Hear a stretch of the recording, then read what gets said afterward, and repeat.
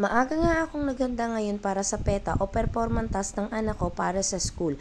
Pinagluluto nga pala sila ng kahit na anong pagkain ng kanilang guro. Coffee jelly nga ang naisip namin gawin dahil ito ay simple at alam niyang gawin, pero syempre andito pa rin ako para i-guide siya. Kaya naman maaga rin ako nagpunta ng grocery para bilhin ng mga kailangan niya katulad ng kondensada, evaporada, all-purpose cream at syempre ang black gulaman.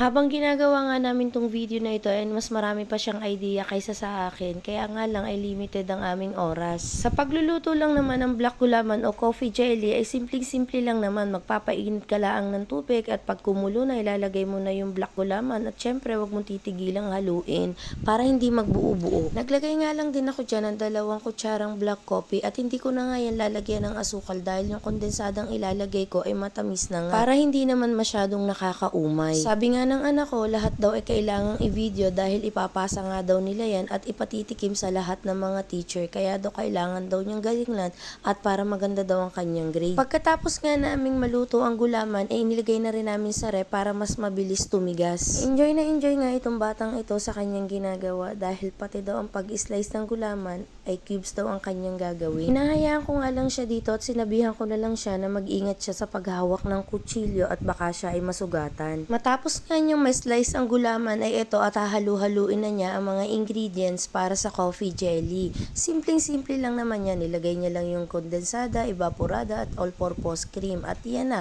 coffee jelly na yan. Pagkatapos nga niyang makpaghalo-halo ang lahat ay ibabalik nga lang ulit namin yan sa ref para mas malamig pa at mas creamy. At ito nga lang muna for today's video. Thank you for watching. See you on my next vlog. Bye!